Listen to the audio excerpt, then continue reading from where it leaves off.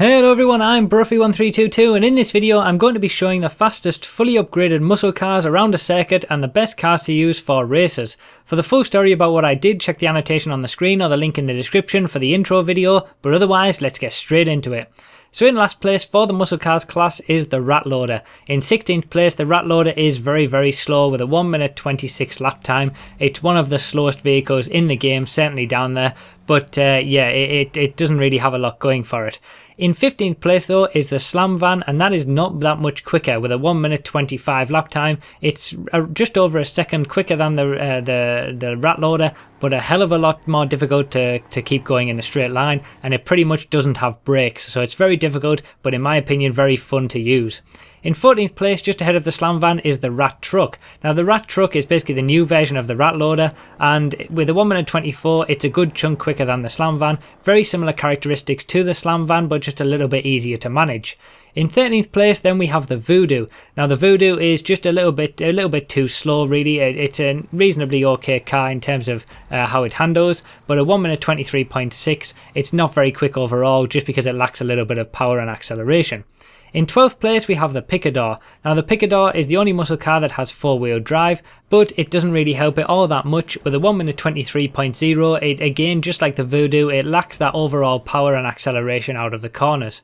In 11th place we have the Hot Knife. Now the Hot Knife is basically just a smaller version of the Rat Truck and the Slam Van. It basically has no brakes, but it's very good in a straight line. Quite a fun vehicle to drive, but you do have to be careful with it. With a 121.1, it pretty much rounds off the slower end of this muscle cars class, because in 10th place we have the Vajero, which manages a lap time of 1 minute 13.8. The Vajero is a very nice car to drive and very well balanced, but it's pretty much the first car that is in a reasonable lap time for the muscle cars class. So obviously the first 6 that we saw were all very slow in lap time with over a 1 minute 20, and we take a huge leap in lap time up to the Vajero with a 1 minute 13. So in the muscle cars class it's probably one of the most interesting classes. We pretty much have the top 10 that are all reasonably good on lap time and the bottom 6 that very much aren't.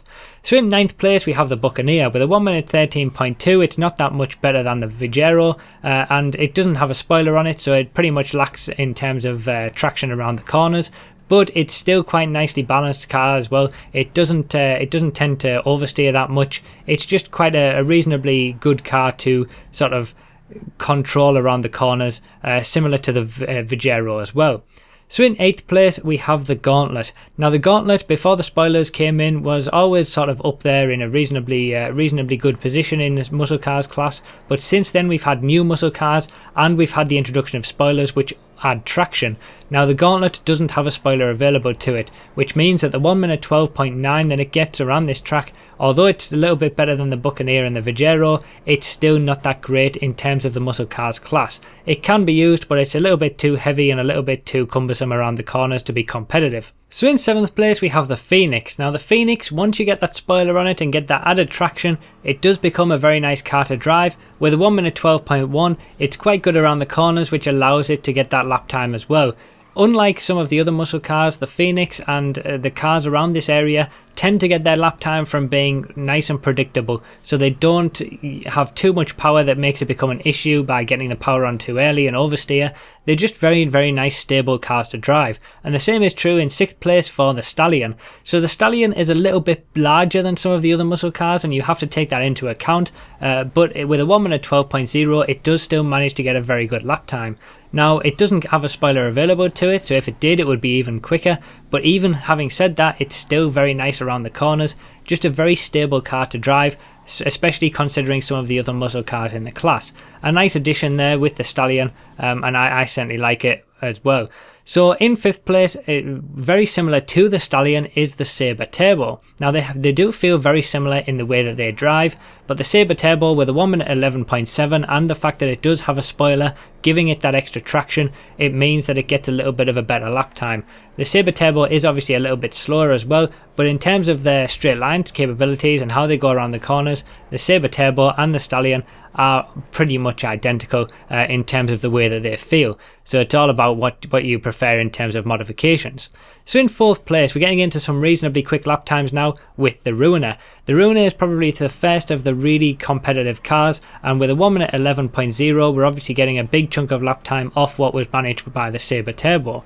So the Ruiner, it does lack a little bit in terms of overall straight line speed. It's very good around the corners and reasonably well planted as well, but just in terms of the overall straight line speed, that's kind of where it suffers a little bit compared to others. But it doesn't suffer quite as much in straight line speed as the Blade. The Blade in 3rd place gets a really good lap time with a 1 minute 10.407, obviously quite a bit quicker than the Ruiner, and it gains all of that lap time from its acceleration out of the corners.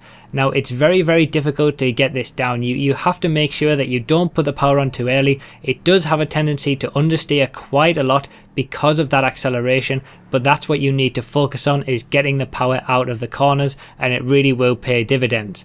However, around the corners it's not too bad, but in terms of straight line speed and top speed, it does suffer quite a lot. So any long straight, the Blade will suffer quite badly to some of the other muscle cars in the class, so you do have to be aware of that. In 2nd place, we have the Dukes. The Dukes is just off that 1st position, as we'll see, but it's a very, very nice car to drive. It's obviously quite big and quite cumbersome. You have to take that into account, and you have to be aware of that. But it's probably, for this level of muscle cars, it's probably the most consistent muscle car that you can have, and it's very, very good in a racing situation.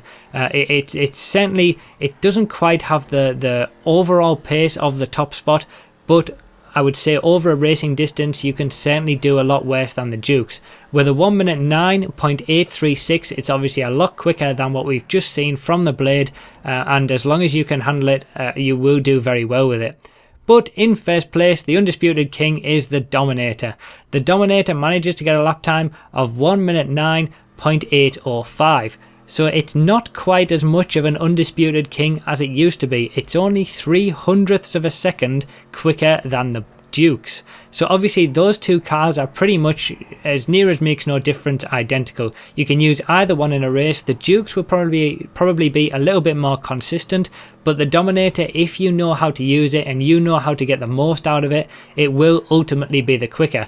The Dominator has a little bit more straight line speed in terms of top speed than the Dukes, but overall they are very similar in terms of the lap time that they get and in terms of the characteristics that they have.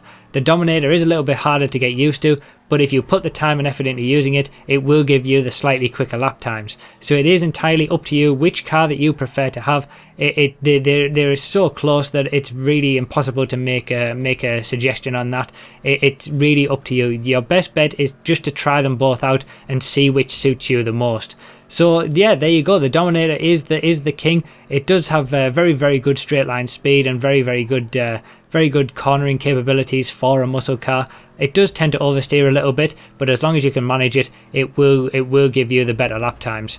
So there you go. Those are the best muscle cars to use for racing. Be sure to let me know down in the comments what you thought about this, and obviously leave a like on the video if you enjoyed.